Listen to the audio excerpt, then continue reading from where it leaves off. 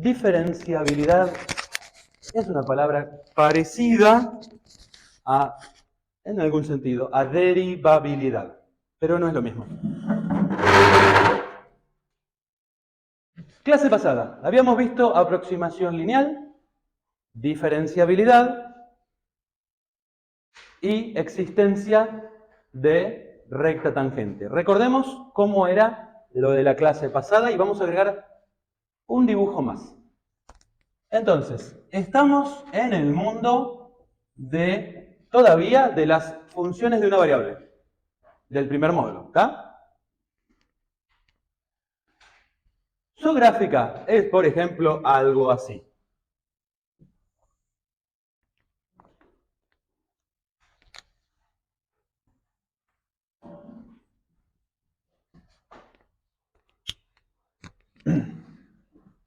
Y suponemos que en un valor dado de x hay derivada.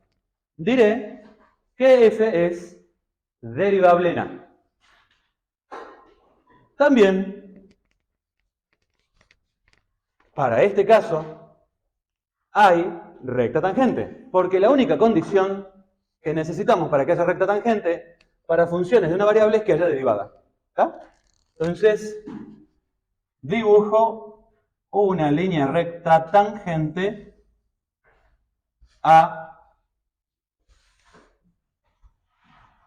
la gráfica de f en x igual a. Pero no solo la voy a mirar como una recta, sino que también la voy a mirar a la línea negra como la gráfica de una función L de x, que la puedo calcular como f evaluado en a más f' evaluado en a por x menos a. ¿Estamos hasta ahí? Entonces, el mismo objeto matemático tiene dos caras. Por un lado es una recta, eso es geometría. Pero por otro lado es una función, eso es cálculo, análisis, cuentas. ¿Se ve la que tiene doble cara? ¿Por qué tiene doble cara? Bueno, por la idea esta famosa de René Descartes de ponerle ejes a la geometría. Entonces estamos uniendo el mundo de las cuentas con el mundo de la geometría, de los dibujos, si querés, en R2 o en R3. Bueno, vamos a producir un incremento en la variable x. Ese incremento lo llamo delta x. Como consecuencia del incremento, puede ser un incremento positivo o podría ser un incremento negativo. Entonces delta x me quedaría para el otro lado, ¿no? En este caso lo dibujé delta x positivo. Delta x es justamente x menos a. Como consecuencia del incremento, de a me fui a x y f cambió. ¿Cuánto vale lo que cambió f? Lo que cambió f lo llamamos delta f y es f evaluado en x menos f evaluado en a. Es el numerador del cociente incremental. ¿Se acuerdan? ¿Sí? Sí. A esto lo llamamos h, ¿qué te queda acá? F de a más h menos f de a. El numerador del cociente incremental. ¿Está? Bueno, entonces acá estoy graficando un punto sobre la gráfica de f de x de coordenadas x, f de x. ¿Sí? Si querés, con los incrementos, este punto es x en a más el incremento, f en a más el incremento. ¿Ah? Y ahora con esto yo puedo calcular cuánto cambió f. Lo voy a graficar acá. F es lo que vale menos lo que valía. Ese es el cambio, ¿no? ¿Está bien? Lo que vale menos lo que valía. Entonces vamos a graficarlo en color verde. Lo que vale menos lo que valía. Y eso es el delta f. Desde acá hasta acá. Esto es el delta f. Lo que vale en x menos lo que valía antes en a. ¿Estamos con eso? Es esta diferencia. ¿Está? Bueno, ahora vamos a ponerle un nombre. Vamos a usar el color rojo. Si en vez de f yo continúo reemplazando la línea verde por la línea negra, hay un cambio. Es lo que hubiera cambiado f si reemplazamos la línea verde por la línea negra. ¿Me siguen con esto? Entonces vamos a ponerlo acá. En vez de llegar desde acá a acá, si sigue por la línea negra, llega aquí. ¿Se ve? Y entonces a esto, recuerden que en la clase pasada hablamos de que muchas veces nos interesa reemplazar la línea verde por la línea negra por diferentes motivos. Ahora les voy a dar un ejemplo. ¿Sí? A esta cantidad, que es lo que hubiera cambiado f, si en vez de ser la f original la reemplazo por la linealización o la aproximación lineal, a esto lo llamo df. Y si recordás la definición de recta tangente, df dividido delta x es la pendiente de la recta tangente, esa que está ahí. ¿Estamos? Pero la pendiente de la recta tangente es f' en a. Por lo tanto, de la clase pasada yo sé que df, que es f' en el punto donde estoy evaluando, por delta x, que ¿quién es delta x? X menos a, es lo que la clase pasada llamé diferencial de la función. O también diferencial de y, ya que y es f de x. ¿Sí? Te lo voy a poner como un ejemplo. Imagínate que f es la función posición. Posición. Y x es el tiempo. ¿Sí? Entonces representa esto un viaje que está haciendo mi hermano de La Plata a Mar del Plata. Está en ruta 2. Y lo llamo por teléfono. Y le pregunto a mi hermano: hola, Juancito, ¿cómo anda todo? ¿Cómo anda tu viaje? Todo joya, me dice. Bárbaro. Estoy yendo a 80 kilómetros por hora. Estoy en Dolores. Estoy yendo hacia Mar del Plata a 80 kilómetros por hora. Estoy en la posición 200, porque Dolores está en el kilómetro 200. Cuelga. Y yo me pregunto, un cuarto de hora después, ¿dónde estará? Y no lo sé a menos que le vuelva a preguntar. O sea, que la posición real de mi hermano no la voy a saber a menos que le pregunte. Pero puedo hacer algo. Puedo suponer que si conocí la velocidad, es decir, la derivada de la posición con respecto al tiempo,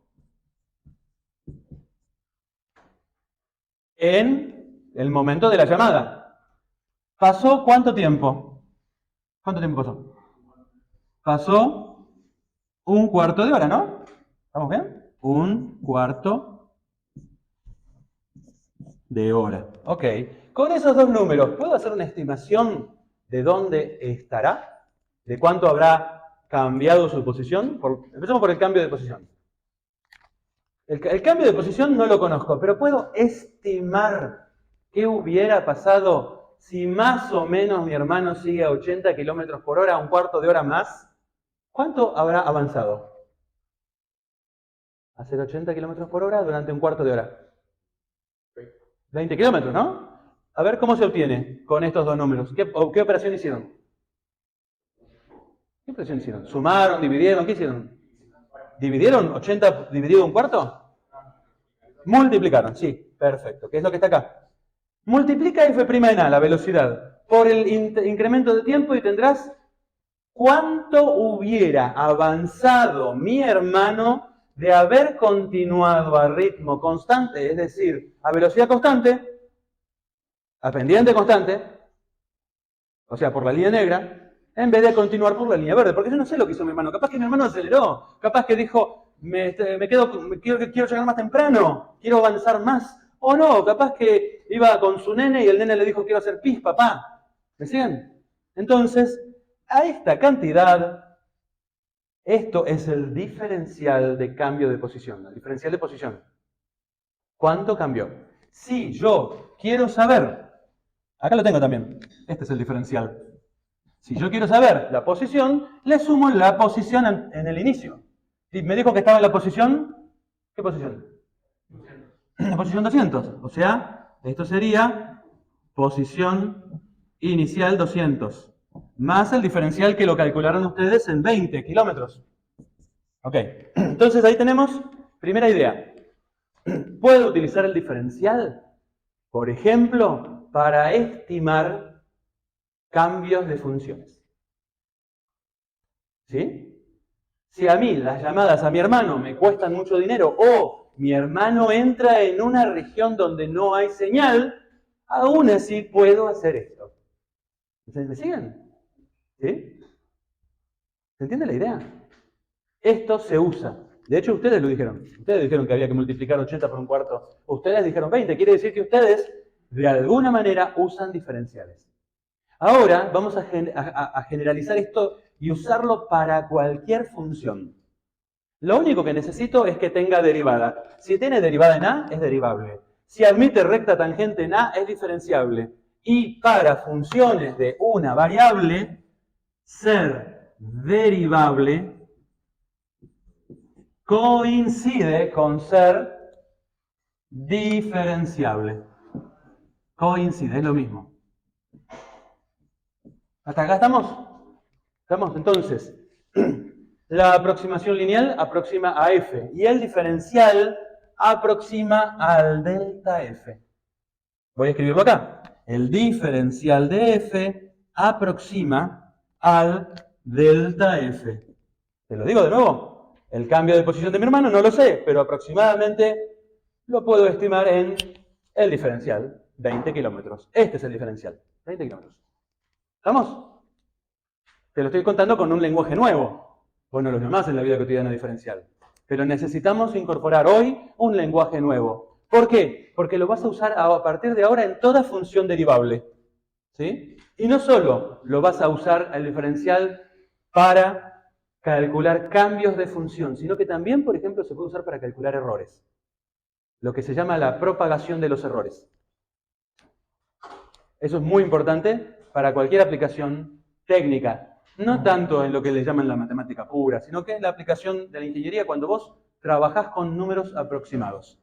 Haces cuentas con números aproximados y quieres saber qué tan cerca está tu resultado hecho con esas cuentas del resultado, digamos, verdadero o exacto, ¿no? Un ejemplo clásico es cuando tenés que calcular el área de un círculo, ¿sí? Vos podés conocer muy bien el radio, pero pi no lo podés escribir en forma decimal exacta, no hay manera. Pero por otro lado el radio proviene de una medida, y esa medida tiene una precisión, o sea que ya ven que empezamos a trabajar con números con aproximaciones.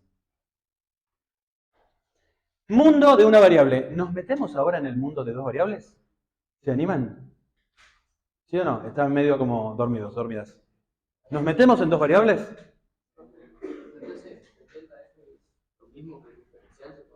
¿El delta F es lo mismo? ¿Este símbolo es igual? No. Bueno, en algún sentido hay algo, pero por ahora lo único que nos interesa es que si el X, mirá el dibujo, si el X está lo suficientemente cerca del A, o sea que el incremento es lo suficientemente pequeño, después vamos a ver qué significa eso. O sea, en la vecindad de A, la línea negra se confunde a niveles, prácticamente, ¿no? No es real, porque una recta no es una curva, no son iguales. Y nos interesa justamente el caso de que no lo sean. Pero fíjate que se parecen mucho, ¿no? Entonces, basado en que se parecen mucho, es muy buena la pregunta que él me dice, porque me da el pie para decir una cosa más. ¿En qué sentido se parecen? A ver, volvamos al ejemplo de mi hermano, ¿sí? Esto no es, esta aproximación que estoy haciendo, lo voy a escribir en completo, vamos a ponerlo todo. Mi hermano, yo estimo que está en el kilómetro 200 más 80 por un cuarto. Y esto me da 220, ¿no? ¿Vamos? Esta es la cuenta. En general mi hermano no está en el 220. Pero yo no necesito hacer esta aproximación lineal. ¿Podría hacer yo una aproximación constante? Y sí, si mi hermano está en el kilómetro 200 y pasó muy poco tiempo, no se puede haber alejado mucho del kilómetro 200. ¿Se entiende? Si está en la ciudad de Dolores a las 14 horas y me pregunto, un minuto después, ¿dónde está ahí? Más o menos está en Dolores. No atinó a escaparse de Dolores, ¿entiende? O con la velocidad de un auto no puede en un minuto salir rápidamente de una ciudad. ¿Me siguen? O sea que acá hay escondida una primera aproximación grosera, que es la aproximación constante. ¿Y qué me dice? Que f de x, si x está muy cerca de a, se parece a f de a. Lo que estamos diciendo acá es algo más. Estamos yendo un paso más. No solo hacemos una aproximación constante, que a veces es muy buena. Estamos diciendo que le puedo hacer una corrección y llevarla a una aproximación lineal. Es decir, agregarle al kilómetro 200 una corrección que tiene que ver con la velocidad que llevaba. En muchos casos, esta aproximación lineal es mejor que la constante. ¿Me siguen? ¿Sí? Entonces, esto que está diciendo vos, el df aproxima al delta f. Esto es parte de la aproximación lineal. Si yo quiero saber cuánto avanzó mi hermano, no lo sé, pero puedo estimarlo haciendo este diferencial. Bueno, paro acá. Ustedes después en los ejercicios háganlos y consúltennos. ¿Está? Quiero ir a dos variables. En dos variables, el mundo de las dos variables.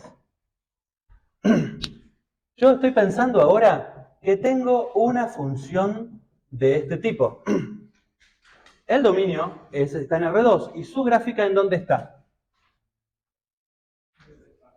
En R3. ¿Me siguen? Entonces, ¿qué es ser derivable? Ser derivable, para nosotros, por ahora, es que tenga... ¿Qué derivadas hay? ¿Qué derivadas definimos para esto? Tal cual, escribámoslo. Vamos a escribirlo con notación de subíndice. Esto es notación de subíndice. Derivada parcial de f con respecto a x en AB. Y que tenga derivada parcial respecto de y en AB. ¿Vamos? Entonces, por aquí. Ahí, acá hay una superficie, supongamos que sea algo así. Más o menos, estoy tratando de dibujar a como me sale. AB más o menos viene por acá. Y esto es el punto de coordenadas A, B, ¿qué ponga? F, D, A, B. Es un punto. El Z tiene que ser F de AB. ¿No? Ahora, yo le puedo provocar un incremento. ¿Y cómo es un incremento? Y puede haber un incremento en A y un incremento en B. Entonces vamos a llamar a esto el X y a esto el Y. Entonces, de aquí pasó aquí. Hay un incremento, cambió algo. Cambió el punto donde evalúo. Este punto es XY o A más el incremento, B más el incremento. No tienen por qué ser iguales. Cambia X y cambia Y. ¿Estamos? Delta X, delta Y. ¿Está? Como consecuencia, en vez de llegar acá, esto llega, por ejemplo, ahí. Y este punto tiene otras coordenadas. X, Y, F de X, Y. Y voy a definir el incremento de F igual que antes. No igual, sino análogamente, ¿no? Es, ¿cuánto vale el incremento de F? Lo que vale menos lo que valía. ¿Estamos? Antes de incrementar. ¿Estamos con esto? Eso es el incremento. Ahora, hasta ahí, todo bien. Ahora tenemos que hacer el dibujo de la línea negra. ¿Cómo hacemos el dibujo de la línea negra? ¿Cuál es el análogo de la recta tangente a la curva, pero acá tiene que ser algo tangente a la superficie? Ese análogo lo llamaremos plano tangente. Plano tangente. No lo voy a demostrar aquí, lo único que voy a hacer es, voy a pedirle algunas cosas. Le voy a pedir a este plano tangente que tenga obviamente la ecuación de un plano, ¿no? ¿Cómo es un plano en R2? Y bueno, por lo menos tiene una X o una Y o una Z. Por ejemplo, X igual a constante sería un plano vertical. No voy a aceptar para una función planos tangentes verticales. O sea que X igual a constante no puede ser. ¿Me siguen? Porque no puede haber planos verticales. Del mismo modo que acá no acepto rectas tangentes verticales. Porque una recta tangente vertical no tiene pendiente. ¿Me siguen? Por eso no hay rectas tangentes X igual a constante en el mundo de nuestro cálculo. Sí, sí. Hay otras aplicaciones de geometría que tienen esas rectas tangentes, pero de este estilo, con una ecuación lineal, no. ¿Está? Entonces, tiene que ser, Z tiene que tener. Entonces, en general, para nosotros va a ser Z igual a algo. ¿No? ¿Qué le vamos a pedir? Que si no hay incremento, tiene que valer lo que valía la función en el punto. O sea que tiene que tener algo así para el caso de que no haya incremento. ¿Estamos de acuerdo? ¿Sí? L de X. Esto entonces es nuestra función. Vamos a ponerlo a respetar el color negro. A ver. Ahí. L. Ahora L es una función lineal que tiene dos variables. Esto es Z. Y acá tiene que tener F en A, B. Y puede tener, bueno, si no tiene más nada, es constante horizontal. Ahí no hay problema, porque acá también nosotros tenemos, ¿te acuerdan en el mínimo, por ejemplo, de igual a x cuadrado? Hay rectas tangentes horizontales. Ahí no tenemos problema, pendiente igual a 0. Acá también puede haber planos tangentes horizontales. Y me quedo ahí. Pero también podría tener algo con X o algo con Y. ¿Sí? Le voy a pedir algo más. Le voy a pedir, inspirado en, por ejemplo, esta variable, esta derivada parcial de ahí, ¿qué le voy a pedir a este plano tangente? A ver, ¿cómo lo podríamos construir? Miremos esto, ¿cómo era que hacíamos esta derivada? ¿Se acuerdan? ¿Qué variable varía y qué variable está congelada en esta derivada parcial?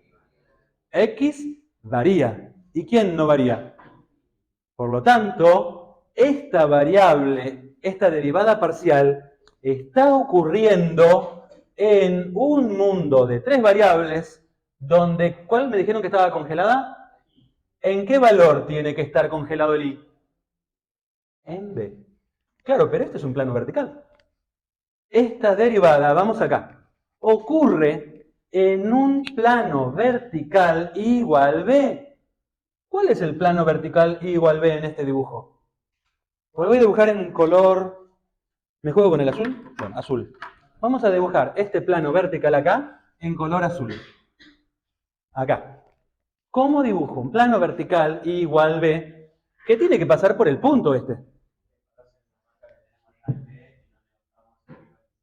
Exacto. Me paro por acá. Me voy para arriba. Me voy para acá y me voy para acá. Pero cuando levanto la superficie, no es un plano. En general no.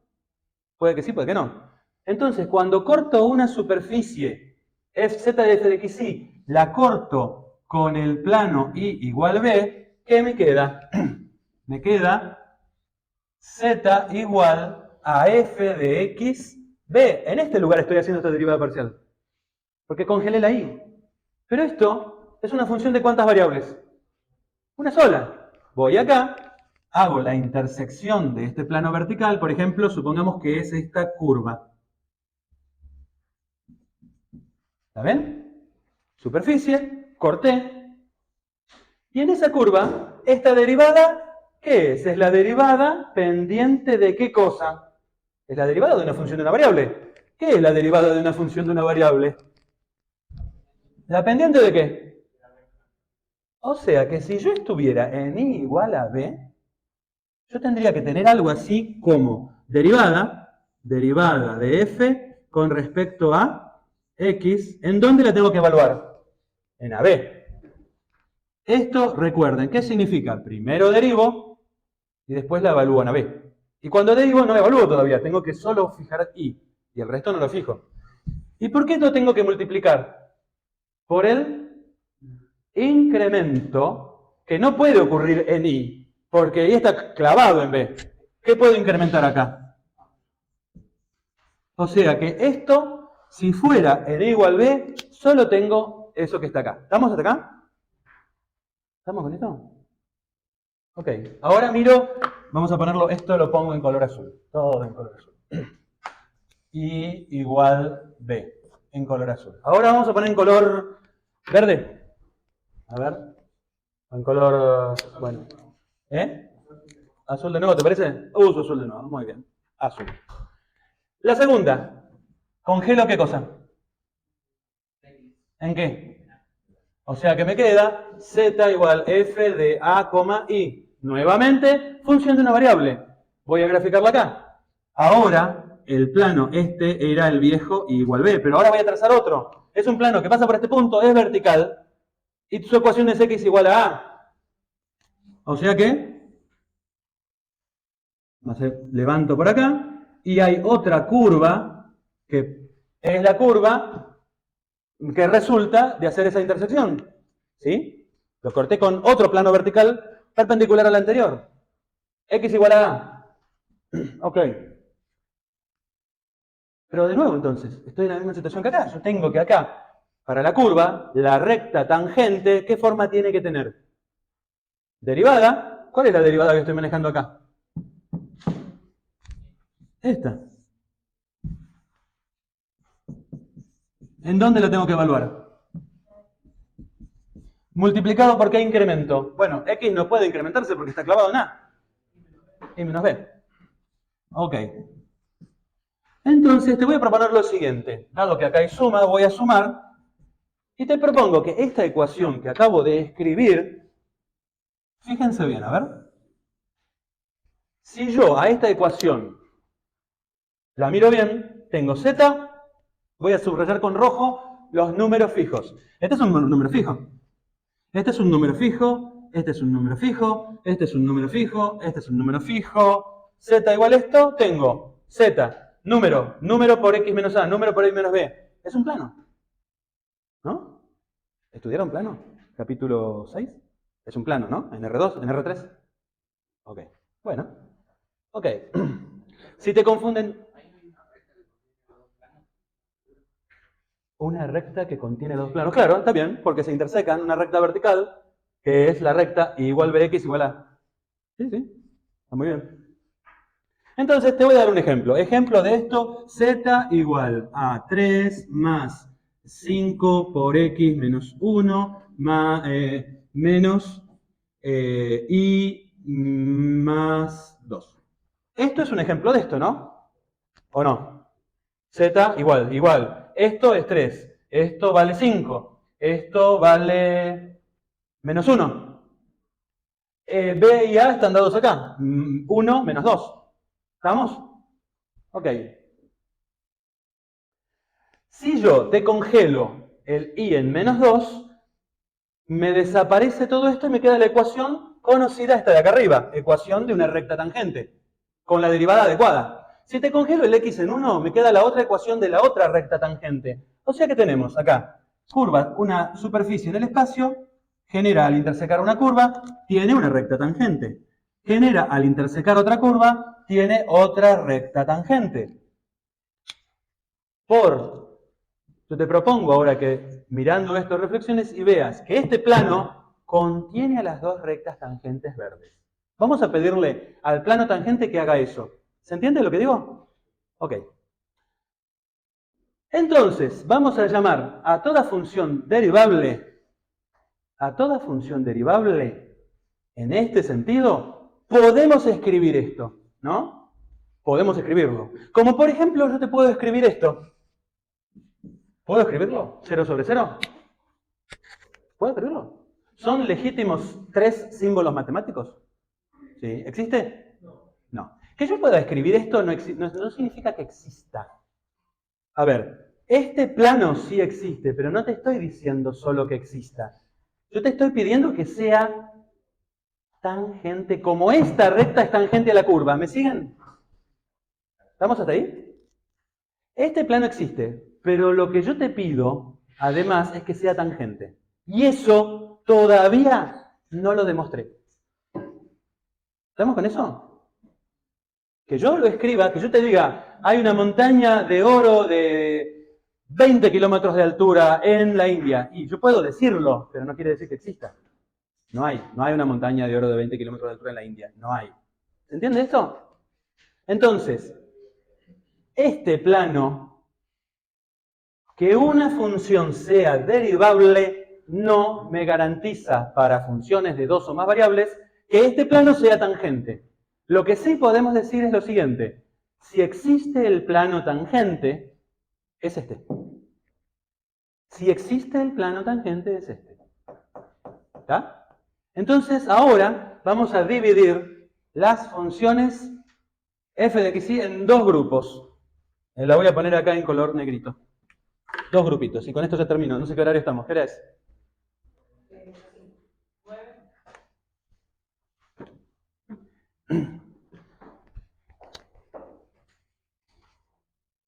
F de x y, primera frase, es derivable en A, B. ¿Quién es A, B? Es un punto en el dominio.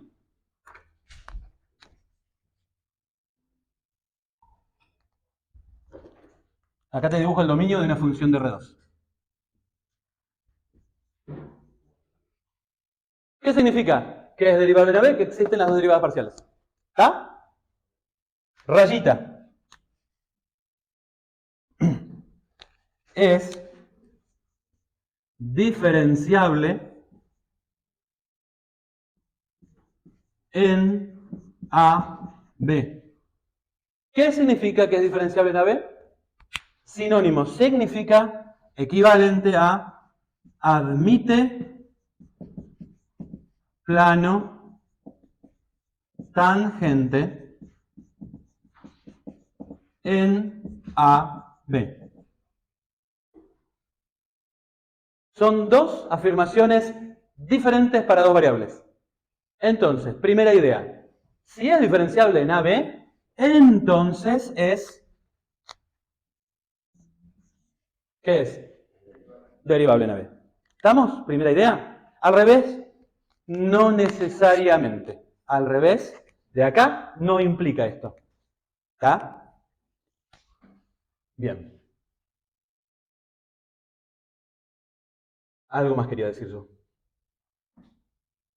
¿Se acuerdan de la relación acá entre continuidad y derivabilidad? Si es continua, no sé si es derivable en un punto. Pero si es derivable en un punto, es continua, seguro. Acá lo mismo. Si es diferenciable, entonces es derivable. ¿Está? En el libro hay un ejemplo de derivable. Y hay una condición suficiente para que sea derivable. Hay un teorema. ¿Sí? Hay un teorema. Hay una definición que no la usamos nosotros. Y hay un teorema que sí lo usamos. Agarren por favor el material y lean el teorema. No, el teorema después de diferenciabilidad en dos variables. Teorema 8 le llamaban en un momento. Condición, tiene que existir la función y tienen que existir las derivadas parciales en el punto, a ver.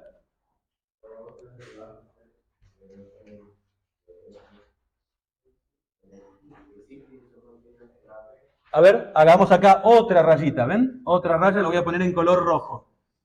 Las derivadas parciales, estas dos, ¿qué tienen que pasar? Primera idea, ¿existen en dónde? En A, B. Primera idea. ¿Qué más? No es suficiente, ¿qué más? ¿En dónde? Entonces, existen en AB y son continuas. ¿En dónde? Nada más. ¿Y en dónde? ¿En todos los puntos? ¿Qué dice? ¿Qué dice? Y vamos a ponerlo así, cerca de AB. Vamos a hacer un grafiquito para saber qué significa. Esto significa que vos tenés A, tenés B. En el punto rojo tiene que ser existir y ser continuas. ¿Y dónde más? Existir y ser continuas. Por todos los lados que rodean si querés, en un disco, tan chiquitito como quieras, pero tiene que estar rodeado por todos lados. Esto lo llamamos la cercanía de AB. ¿Está? Si pasa esto, entonces, ¿qué pasa? Es diferenciable en AB. O sea que hay... Bueno, voy a terminar con un ejemplo. Muchachos, muchachas.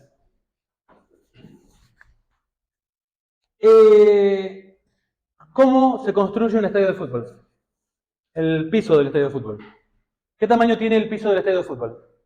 Un estadio de fútbol común y convencional. No son todos del mismo tamaño, pero uno grande, ¿qué tamaño tiene? ¿Qué forma tiene el césped o el piso donde pisan los jugadores? Un rectángulo. Ajá. Y el rectángulo está en R3, porque vivimos en R3, ¿no? ¿Y qué forma tiene? ¿Es parte de qué objetos matemáticos? ¿Están seguros de eso? Y no. Les tengo que decir que no, porque el piso de un estadio de fútbol es parte de la superficie del planeta Tierra. Por lo tanto, si vos querés hacer bien un estadio de fútbol, tenés que construir un piso que sea esférico. No todo, ¿eh? Una porción de esfera. ¿Me siguen? Ahora, ¿por qué motivo a ningún ingeniero se le ocurre construir un piso de un estadio de fútbol esférico y sí lo construye en plano y funciona?